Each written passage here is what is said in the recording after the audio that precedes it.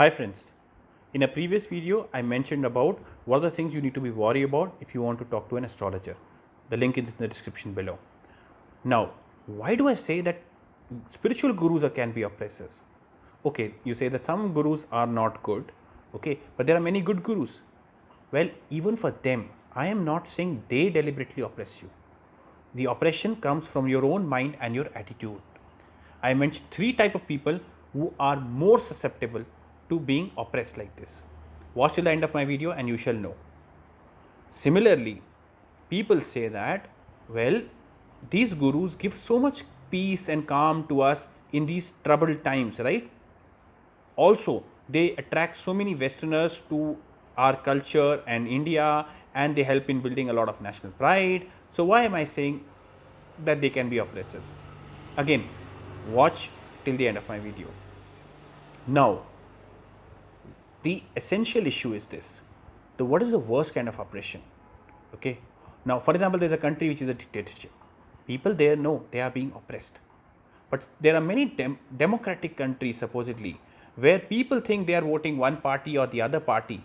But what happens is actually some few power groups, okay, let's say some businessman or some other etc., or some are influencing that the leaders in all the parties are people who are close to them.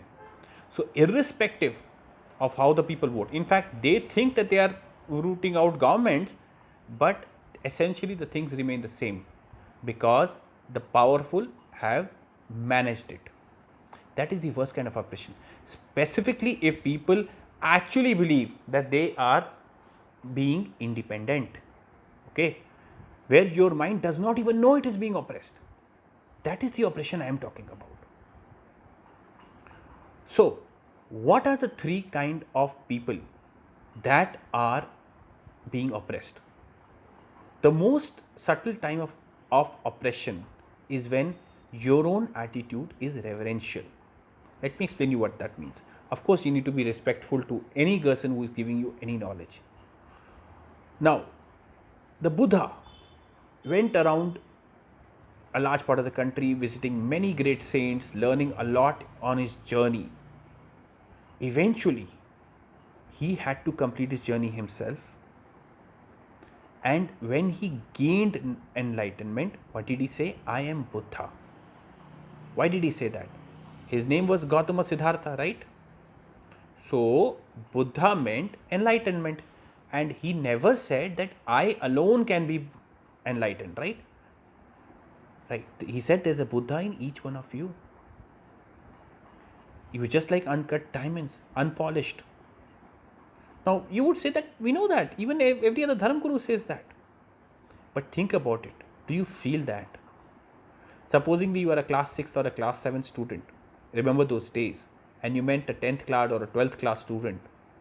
You give them some respect because they were elder. But you knew, well, he's just older to me. A few years from now, I shall be in the same position. Right? If you all understand that all of us have to become Buddhas, that's the destiny of humanity. Every one of us will reach Nirvana one day, in this birth or a few births from now.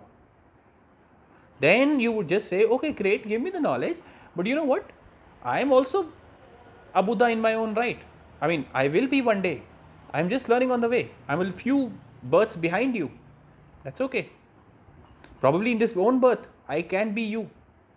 Then you start taking knowledge rather than being reverential. I don't know if you attended some of the seminars or seen some, been a part of them.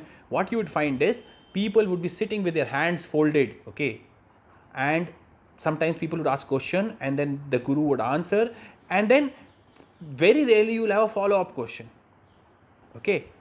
And if you ask more than that, people will look at you like, what is wrong with you? Don't you get what the great teacher is saying? In the Indian tradition was the tradition of debate and discussion. Shankaracharya went around learning from many gurus, but you know famously, right, that in those days there would be debates and discussions, and if you could defeat the other person in a debate, he would become your disciple.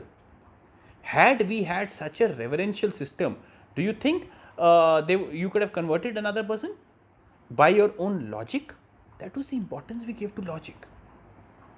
We do not sit back and think what is being told to us, then compare it back to what we have heard about from our scriptures, then try to analyze, use cognitive power ourselves. Okay, we want a half chewed food to be served to us. You would not believe that somebody was telling me, if you want a lot more people to comment on YouTube to you, you should probably ask them a question, kind of a multiple choice. Do you like this or do you like that? Because people don't like to think. Ask ourselves, what have we created our state to be? Do we really believe that we are also Buddhas? Do we believe that we can also be at that stage? That's the first category. The second category is this perennial skeptic.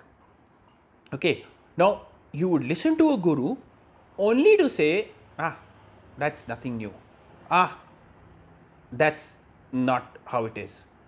There's a famous story I recall, I think from Osho, where a person goes to Osho and he says, I've been to many gurus, including Krishnamurti, and now I've come to you, as I recall the story, and I want you to be my guru. Osho said, no thank you. He said, why? He said, look, Krishnamurti is also a great guru. If you did not find peace there, probably you are one who just likes guru hopping. You are searching for a person who can tell you exactly what you think.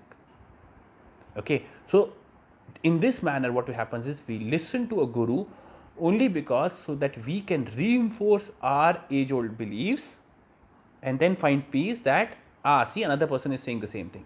Whatever we believe about karma, whatever we believe about the world, whatever we have listened to as children, we just want to listen to that again. That will never grow us. And we say that, oh look, we are being spiritual today. We are listening to other gurus. The final and the worst category that I find, where I find an absolute lack of truth, is where people are adhering to their gurus. What does that mean? Sorry, I mean attaching themselves to the guru. Where people start saying, no, this guru is better than that guru. This guru explains better. This guru has a better command over this language, etc., etc.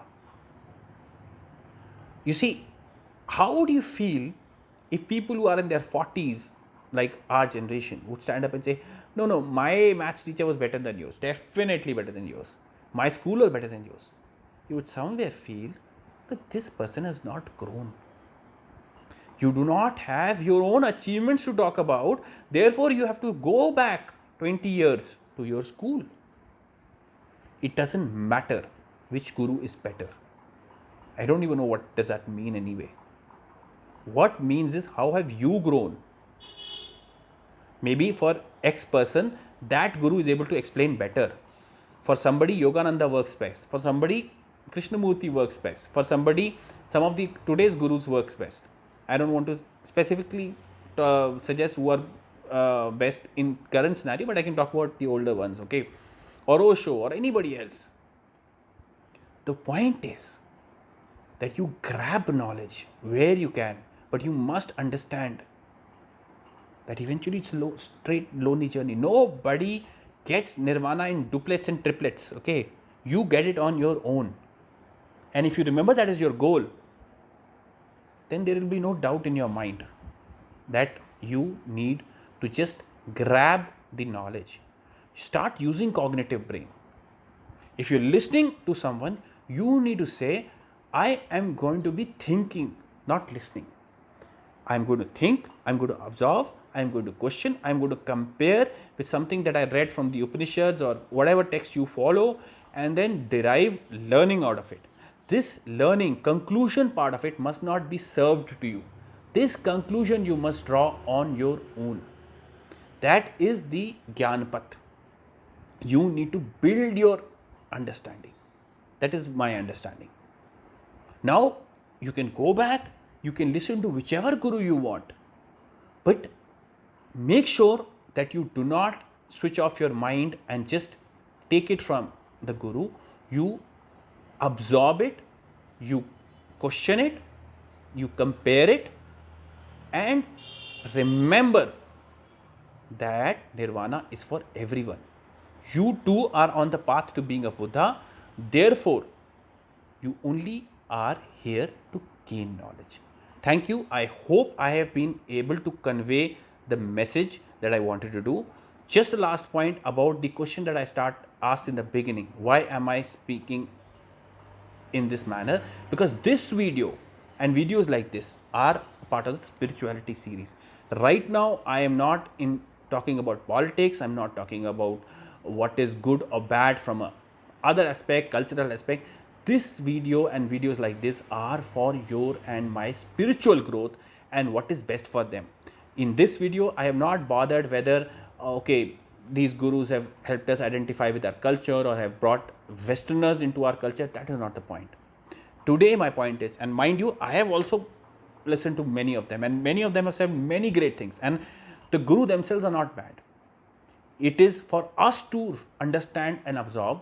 So it is our own attitude which is good or bad. So in my video it was to bring about an attitude change in you, and if I'm able to achieve that, then I've conveyed my point. It is not to say that gurus themselves can be good or bad, or what they are doing is good or bad. Okay, I hope I've conveyed my message. Thank you. Bye.